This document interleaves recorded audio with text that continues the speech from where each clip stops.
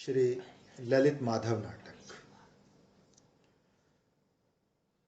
तो पर्दे के पीछे से सखियों के आपस में बोलने की आवाज आती है। हे पद्मे, तुम शैया से उठो। हे भद्रे, तुम मोर पुच्छ से मुकुट बनाना बंद करो। श्यामे, तुम माला निर्माण करना त्यागो। हे ललिते, तुम केसर चूर्ण मत पीसो। हे विशाखे, तुम सारिका को पाठ पढ़ाना बंद करो। और हे शैव्ये, तुम वेणी सवारना छोड़ो। देखो तो गौओं के खुरों से उड़ती सुगंधित धूल पूर्व दिशा में छा गई है। पूर्णमासी।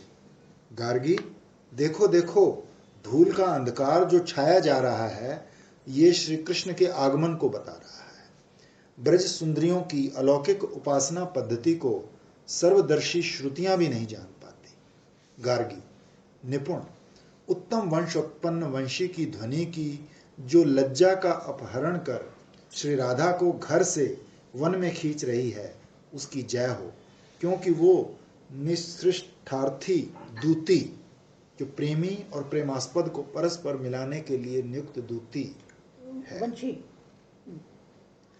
अब पर्दे के पीछे से ऐसे आवाज आती है, हे धन्य, तुम बाएं नेत्र में बिना काजल लगाए मत भागो। हे पद्मे, तुम चरण में भुजा के भूषण अंगद को पहनकर मत जाओ। हे सारंगी, तुम एक ही चरण में नुपुर ध्वनि करती जाओगी क्या?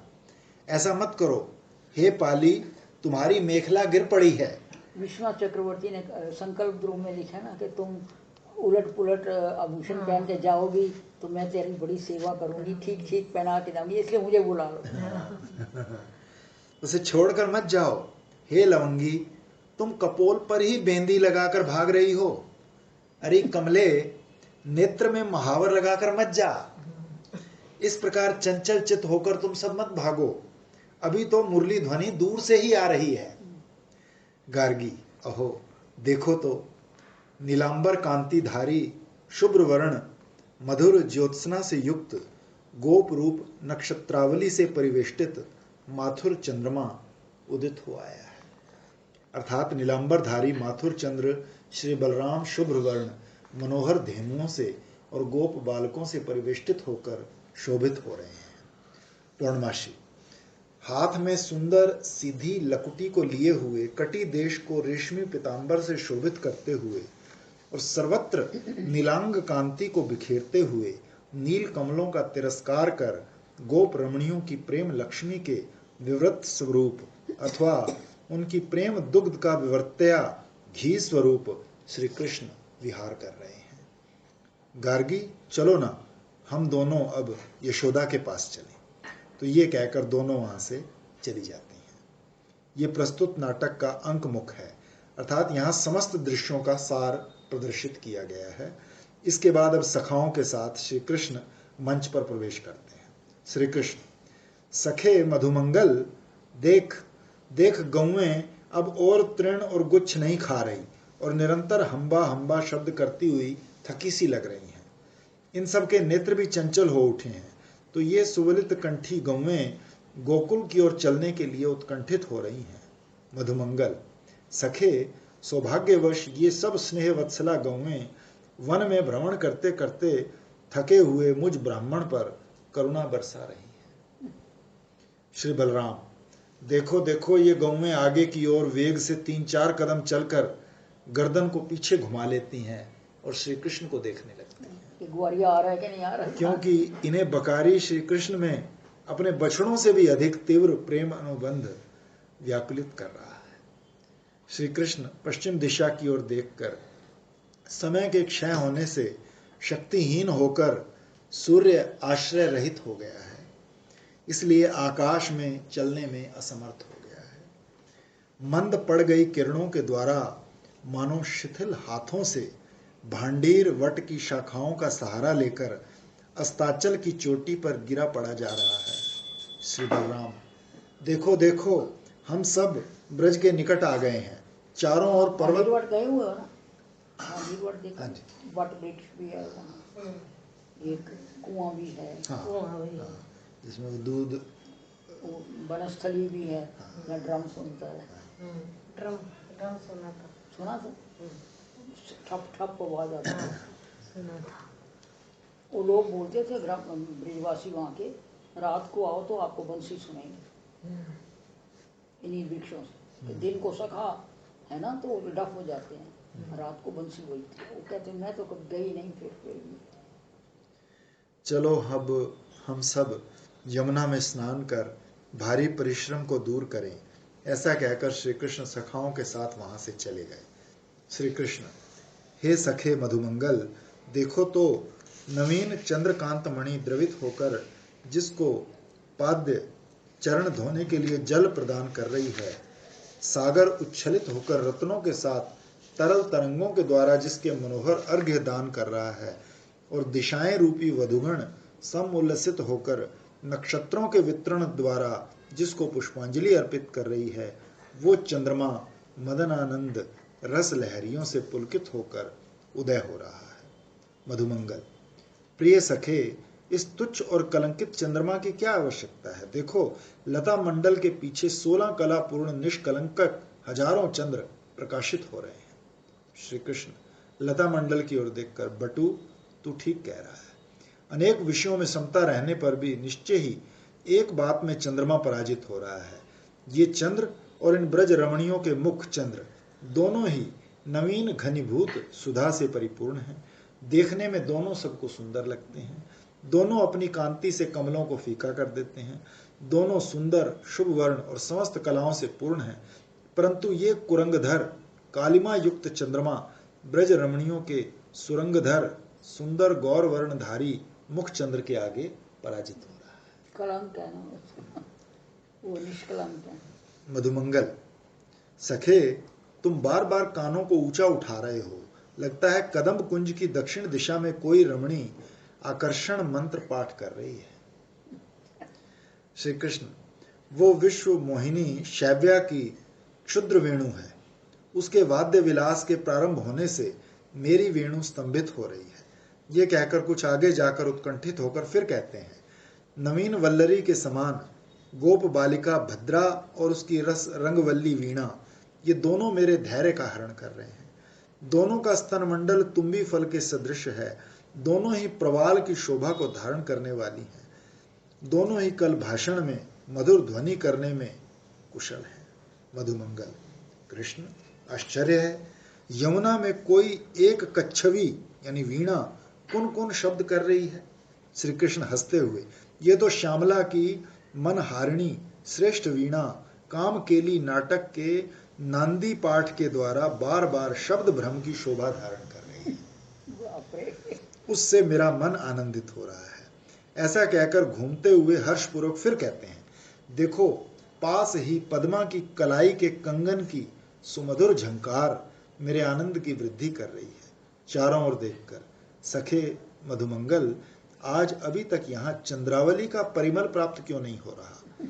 चलो बाईं ओर कराला के गृह आंगन की वाटिका में चलते हैं। ऐसा कहकर घूम जाते हैं। मधुमंगल सामने देखकर, कृष्ण, ये तो श्री उपनंद के पुत्र समुद्र की वधू कुंदलता इधर आ रही है। कुंदलता प्रवेश करती है। कुंदलता, कृष्ण, ये अशोक असमय में प्रफुल्लित हो रहा है, इसे देखकर आप प्रशंसा क्यों नहीं कर रहे? श्री कृष्ण, अशोक वृक्ष को देखकर मन ही मन, ये निश्चय ही चंद्रावली की चरण चातुरी की चमत्कारिता है। अर्थात असमय में अशोक में पुष्प उद्गम हो उठना चंद्रावली के पदाघात का ही परिणाम है। उत्कंठा सहित अभिनंदन करके श्री कृष्ण बोले, इस मनोहर अशोक वन से आने वाली चंद्रावली के स्वर्ण नुपुरों की ध्वनि सुंदर हंसों के कूजन को भी पराजित कर मंत्र की भांति मेरे कानों को आनंदित कर रही है। कुंदलता, हे सुंदर, भारुंडा ने चंद्रावली को भीतर कमरे में रोक रखा था, फिर भी मैं उसे अपनी चतुर चेष्टा से देखो क्या, भारुंडा, बाहर कराला, मुकरा, बाहर ले आई हूँ। जटिला, तो श्री कृष्ण, कुटिला तो नाम से ही अजीब लगता, कुटिला सुनते ही ऐसे लगता कुटिला। कुटिला, जटिला, जटिला मतलब बहुत जटिल है। उसने वो लड़की लंदन वाली प्रवीणा कहती, आई लव कुटिला एंड जटिला। क्या तू जा मेरे वही बात। मैं कहती हूँ नित्य लीला में जटला के गाड़ी जाना, हाँ वही सेवा मिलेगी। कहती आई लव जटला and कुटला। जटला गुटला मिलन का बहुत बड़ा वो है। तो भारुंडा ने बिना कारण ऐसा कठोर व्यवहार करना क्यों आरंभ कर दिया है? कुंदलता, केवल भारुंडा ही नहीं बल्कि जटिला आदि समस्त वृद्धाओं ने भी ऐसा व्यवहार कर रखा है। इतने में पद्मा के साथ चंद्रावली प्रवेश करती है। चंद्रावली, सखी पद्मे, ये दुर्जनी वृद्धा भारुंडा मेरी तर्जना करे, कोई अपवाद रूपी राहु मेरे कुल यश रूपी चंद्र को ग्रास करे तो करने दो, किंतु मेरे नेत्र मधुकर मुरारी श्री कृष्ण के मुख कमल के दर्शन रूप मकरंद पान करने का लोभ त्याग करने में असमर्थ है। श्री कृष्ण चंद्रावली के निकट आकर, जितनी भी बाधाएं आए, उत्कंठा इसी का नाम है कि उसकी कोई परवाह नहीं। श्री कृष्ण चंद्रावली के निकट आकर आनंद पूर्वक कह रहे हैं, हे रमणी, तुम्हारे मुख की भ्रुकुटी कटाक्ष लीला से पराजित होकर उज्जवल चंद्रमा ने आकाश में जाकर शरण ली है। वहां भी अधीर होने के कारण, कहते चंद्रावली वैसे उसका तो राधा से भी ज्यादा उत्कर्ष है कि उसका अपना कोई अस्तित्व ही नहीं है। ये नख चंद्रों में वो पाँव की सेवा करती है सतो। राधा महाभाव स्वरूपनी जरूर है और उसके गुणगान सब, लेकिन चंद्रावली ने तो अपना अस्तित्व ही खो दिया। तुम्हारे विजयी मुख की सेवा के लिए वो दंत पंक्ति के रूप में आकर प्रकट हुआ है, इसीलिए तुम्हारा नाम चंद्रावली प्रसिद्ध हुआ है। कुंदलता, दीदी ठाकुर जी के नख, ठाकुर जी के नखों में। हे कृष्ण, तुम्हारे वक्षस्थल की, कृष्ण भी राधा भी उनके नख चंद्रों में ही समाई हुई है वो सतत। तुम्हारे वक्षस्थल की विशाल माला की मुक्तामणि में मेरी देवरानी चंद्रावली प्रतिबिंबित हो रही है, इसलिए वो गर्वीली होकर तुम्हारे हृदय में प्रवेश कर रही है। श्री कृष्ण मंद मंद मुस्कुराते हुए, कुंदलतिके, तुम्हारी देवरानी कैसी लगी चंद्रावली? कुंदलता, हे गोकुल युवराज, गोवर्धन मल्ल तो इसका झूठा पति है और आप हमारे सच्चे देवर हैं। चंद्रावली आंखों के इशारे से मना करती हुई, धृष्टे, कुंदलता ही भ्रमर को आकर्षण करने वाली होती है। कुंदलता, हे देवर जी, ये निकुंज गृहिणी कहती है कि ये वृंदावन भ्रमर श्री कृष्ण रसिक नहीं है, क्योंकि ये प्रफुल्ल पद्माली, पद्मा की सखी चंद्रावली का मधुरस पान नहीं करता है। पद्मा, अरे निराधार भ्रम शंका करने वाली कुंदलते, ठहर ठहर, वन संचारी भ्रमर श्री कृष्ण को विशाखा सहचरी शाखा रहित झिंटी पुष्प श्री राधा ही सुलभ होती है। जल में उत्पन्न होने वाली पद्माली, पद्मा की सखी चंद्रावली कभी सुलभ नहीं हो सकती। अर्थात श्री कृष्ण को विशाखा की सखी श्री राधा तो सुलभ है, किंतु मेरी सहचरी चंद्रावली उनके लिए दुर्लभ है। कुंदलता, हे चंद्रावली, तुम्हारी अभिलाषा को मैं जानती हूँ, वृथा लज्जा क्यों कर रही हो? तुम अपने पीन उन्नत स्तन बंधु हार के द्वारा श्री हरि का वक्षस्थल अलंकृत करो। चंद्रावली असूया पूर्वक, कुंदलती के, तुम ही अपने कंठ के हार द्वारा हरि को अलंकृत करो ना। कुंदलता, माधव, चंद्रावली की कर्णलता को गुच्छ से शोभित करो, उसके कर्णभूषण के साथ अपना कर्णभूषण संलग्न करो। चंद्रावली, सखी, प्रियजन को देखने के लिए अति उत्कंठित ब्रजेंद्र नंदन के मार्ग में तुम रुकावट मत बनो। कुंदलता, हे सखी, तुमसे अधिक प्रिय उनको और कौन है? पद्मा, हे राधा सखी कुंदलता, चुप रहो तुम। श्री कृष्ण, हे कमल नयनी, तुम्हारी अनुपस्थिति में मेरे हृदय को कभी बाधा स्पर्श नहीं करती। श्री राधा ही हृदय पर आक्रमण कर अवस्थान करती है। ऐसा कहकर श्री कृष्ण शंकित हो उठते हैं कि मैंने क्या कह दिया, क्योंकि वो राधा के स्थान पर बाधा और बाधा के स्थान पर राधा कह गए। अर्थात कहना तो था कि तुम्हारी अनुपस्थिति में राधा मेरे हृदय का स्पर्श नहीं करती, वरन बाधा ही मेरे हृदय को आक्रमण करती रहती है।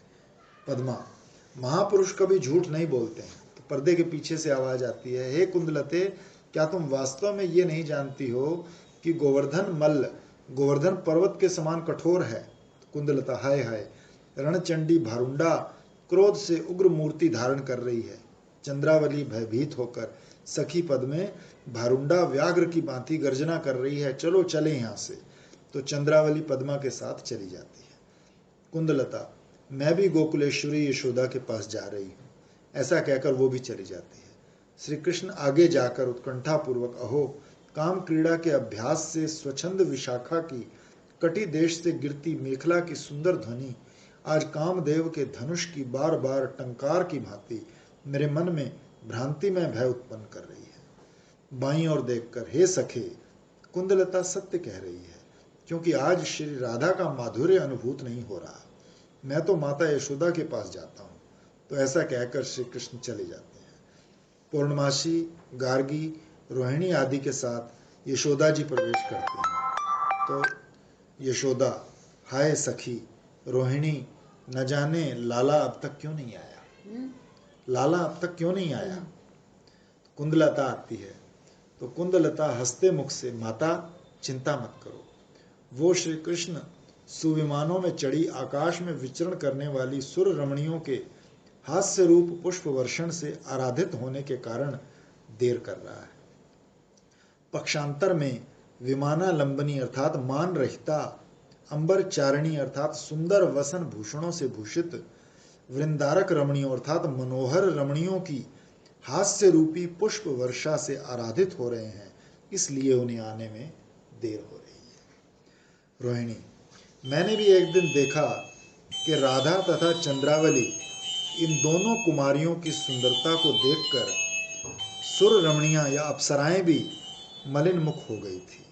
यशोदा, हे भगवती, नव मालिका चंद्रावली और माधवी राधा, ये दोनों अपने गुण सौरभ्य से मेरी समस्त आशाओं को परिपूर्ण करती है, तो भी इनमें छोटी जो राधा है वो अपने सौंदर्य से मेरे नेत्र भ्रमरों को कृष्ण की भांति विशेष आनंद प्रदान करती है। पूर्णमासी, गोकुलेश्वरी, सब गोकुलवासियों का यही अभिमत है। तो गार्गी, कुंदलते, तुम प्रतिदिन यशोदा जी के घर श्री राधा को क्यों ले जाती हो। यशोदा, भगवती, दुर्वासा मुनि ने श्री राधा को वर दिया था कि तुम जो व्यंजन बनाओगी वो अमृत तुल्य होगा, उसका जो भोजन करेगा वो दीर्घायु होगा, इसलिए मैं ही राधा को अपने घर बुलवाती हूँ। पूर्णमासी, गोकुलेश्वरी, श्री कृष्ण की शंका कर जटला तो दुखी होती है।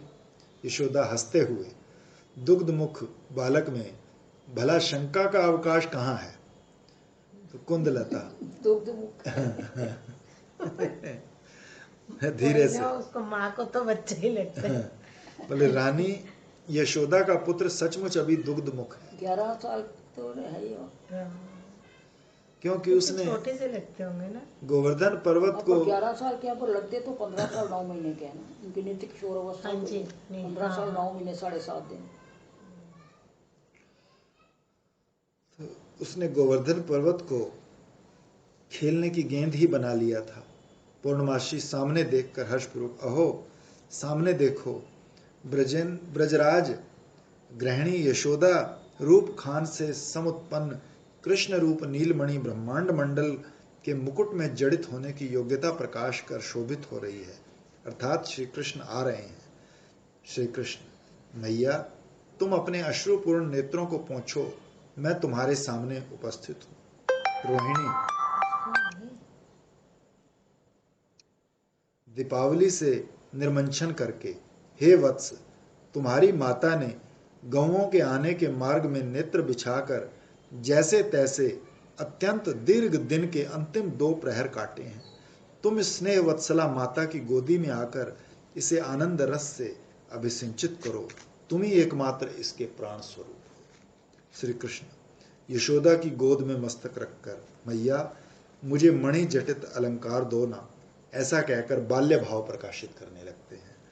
पूर्णमासी, हे कृष्ण, गौओं के खुरों से उड़ती धूल के कणों से तुम्हारी गोरिक आदि धातुओं से विरचित तिलकावली ढक रही है, इसलिए तुम्हारी माता यशोदा अपने स्तन कलशों से क्षुरित स्नेह मधुर परम पवित्र दुग्ध धारा से उसे धोकर तुम्हारा नव अभिषेक कर रही है। कुंदलता परिहास पूर्वक, कृष्ण, महारानी यशोदा का तुम स्तनामृत पान करो, क्योंकि तुम कुंज भवन में बहुकेली प्रसंग पाकर यानी अनेक वधुओं के साथ केली करके अत्यंत थक कर आए हो।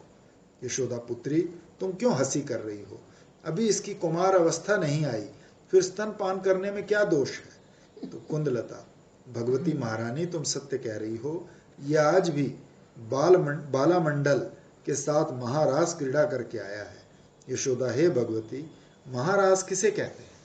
तो श्री कृष्ण लज्जापूर्वक भ्रुकुटी टेढ़ी कर कुंदलता को देखने लगते हैं। तो पूर्णमासी मंद मुस्कुराते हुए, गोपेश्वरी, ये एक प्रकार की नृत्य लीला है। तो कुंदलता कृष्ण के कान में, तृष्णा आतुर चकोरी पिंजड़े में बंद होकर बहुत काल से संतप्त हो रही है, अतः हे तारापति राधानाथ, शीघ्र अशोक कुंज में किरणों को प्रसारित करो। श्री कृष्ण नेत्र संकेत से स्वीकृति दिखाते हैं। पर्दे के पीछे से आवाज आती है, हे वत्स, तुम्हारा मुख चंद्र देखे बिना हमारा हृदय अत्यंत संतप्त हो रहा है, अतः तुम शीघ्र आकर आलिंगन रूप शीतल चंदन लेप प्रदान करो। श्री कृष्ण, सामने मेरे कल्याण अभिलाषी पिता श्री ब्रजराज विद्यमान हैं, मैं चलकर उन्हें आनंदित करूं। ऐसा कहकर यशोदा आदि के द्वारा आदृत होकर श्री कृष्ण चले जाते हैं। तो कुंदलता भ्रमण करती हुई, कैसा सौभाग्य है, ललिता श्री राधा को वकुल वन में ला रही है। इतने में ललिता के साथ श्री राधा बकुल वन में प्रवेश करती है।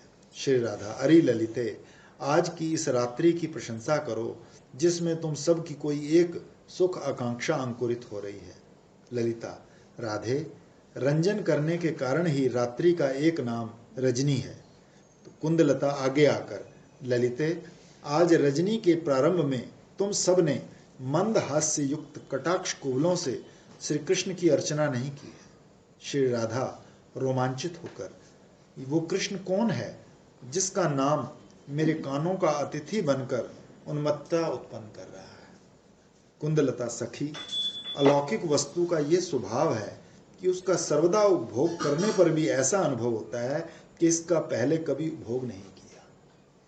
ललिता, कुंदलते, केवल लोकोत्तर वस्तु का ऐसा स्वभाव नहीं है, जिसका जिस भी वस्तु में गाढ़ अनुराग होता है उसके लिए वही नवनवायमान होकर प्रतीत होता है।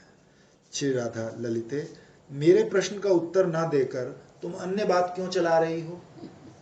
ललिता, हे सखी, नव जलधर समूह के अहंकार को विनिंदित करने वाली देह कांति वाला कोई ब्रजेंद्र कुल नंदन नवयुवक शोभित हो रहा है।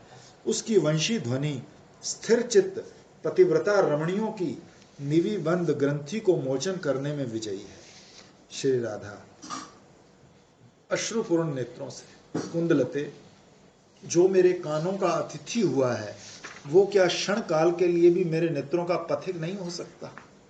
कुंदलता, हे तृष्णा काले कुले, कल ही तो संध्या के समय विशाखा ने तुम्हारे साथ उसका मिलन कराया था। श्री राधा, सखी, सुंदर बात का स्मरण कराया है तूने। एक बार प्रिय सखी के द्वारा बिजली की कौंध की भांति गोकुल युवराज का दर्शन मैंने किया था, जिससे मुझ हतभागिनी के नेत्र चमत्कृत हो उठे थे। इतने में श्री कृष्ण प्रवेश करते हैं। श्री कृष्ण, गोरैया पक्षियों की मधुर कल ध्वनि को कलंकित करने वाले ललिता के सुंदर कंकणों की झंकार कानों में आ रही है। वो मेरे चित्त में वेतसी निकुंज के संगम रस का संचार कर रही है। फिर कानों को ऊंचा उठाते हुए पुलकित होकर, अरे ये तो श्री राधा की किंकणी झंकृति है जो मेरे हृदय में प्रवेश कर नाना शिकार उत्पन्न कर रही है। वो आकाश में माधुर्य लहरियों से युद्ध मत्तता से उत्पन्न सरस सारसों के शब्दों को भी स्तंभित कर रही है। श्री राधा चमत्कृत होकर, अहो, ये अपूर्व कौन विश्वकर्मा है जो मरकत मणि की श्यामल शोभा के द्वारा गोष्ठ भवन को परिपूर्ण कर रहा है। एक ही साथ दीर्घ कटाक्ष छटा रूप छेनी के द्वारा सैकड़ों रमणियों के कुल धर्म रूप पाषाण को भेदन कर रहा है। ललिता, यही तो तुम्हारे प्राणनाथ हैं। श्री राधा उन्माद पूर्वक, हे कृशोदरी, क्या यही गोप रमणी कुमुदनियों के चंद्रमा है? गोकुल में शोभित युवराज्य उत्सव क्या यही है? क्या यही मेरे मनस रूपी सारिका के विनोदकारी बसंत हैं जो मेरे नेत्रों को अमृत लहरियों से सिंचित कर रहे हैं। श्री कृष्ण आश्चर्यपूर्वक, ये कौन सी चमत्कार विद्या है जो बार बार रस लहरियों से मेरे हृदय की तृष्णा को विस्तारित कर रही है। पुनः लक्ष्य करके, हाँ सत्य है, क्योंकि इसमें रोमावली रूप शैवाल मंजरी शोभित हो रही है और युगल स्तन रूप चकवे एक साथ विचरण कर रहे हैं। इसमें 2 कर कमल, 2 चरण कमल, 1 मुख कमल, ये 5 कमल 2 भुजा रूप मृणालों में विराजमान हैं। अति चंचल नेत्र रूप युगल मीन इसमें क्रीड़ा कर रहे हैं। आज ब्रज में परम पवित्र अनुराग जल से परिपूर्ण ये राधा रूप वापी शोभित हो रही है। श्री राधा, न जाने क्यों मेरा मस्तक घूम रहा है, अपने हाथों का सहारा दे इसे। ललिता, शांत रहो और धैर्य धारण करो। राधे, ऐसा कहकर श्री राधा का हाथ अपने स्कंद पर धारण करती है। श्री कृष्ण कुछ निकट आकर, हे राधे, तुम्हारे कांतिपूर्ण मुख चंद्र को देखकर चंद्रमा लज्जित हो गया है। वो मानो तुम्हारे मुख की शोभा को प्राप्त करने के लिए क्षीण होता हुआ गंगा की तरंगों में स्नान कर महादेव की जटाओं में अवस्थित होकर तपस्या कर रहा है। तो ऐसा कहकर आगे बढ़ने लगते हैं। तो श्री राधा नेत्र संकेत से कृष्ण को दिखाकर, ललिते तुम मेरी रक्षा करो। श्री कृष्ण, हे प्रिय, तुम्हारे अत्यंत कंजलांजित नेत्र कटाक्षों के द्वारा ये कृष्ण वशीभूत हो रहा है। श्री राधा, कुंदलते, इस सुंदर शिरोमणि को तुम निवारण करो, क्योंकि मैं मंदभागिनी गुरुजन के पराधीन हूं। तभी जटिला प्रवेश करती है। जटिला, अरे महामोहना, तुमने समस्त गोकुल बालाओं को धर्म पथ से भ्रष्ट कर दिया है। मेरे पुत्र के पुण्य प्रताप से केवल एक मेरी वधू राधा ही बची थी। अब गोकुल में सबसे बड़ी सती सर्वमणि वही है। अब गोकुल में सती नाम लेने को एक को तो तुम छोड़ दो। तो ऐसा कहकर जटिला सूर्य पूजा के टाइम भी कहती है ना, एक ये बची है, पता नहीं कब तक बची रहेगी। तुम ललिता और कुंदलता के साथ राधा को लेकर चल देती है। श्री कृष्ण, अहो प्रिया तो चली गई है, अब मैं भी गौओं को एकत्र करने के लिए जाता हूँ। तो सब वहां से चले जाते हैं। ये प्रथम अंक यहाँ समाप्त हुआ। जब नंद गांव जाती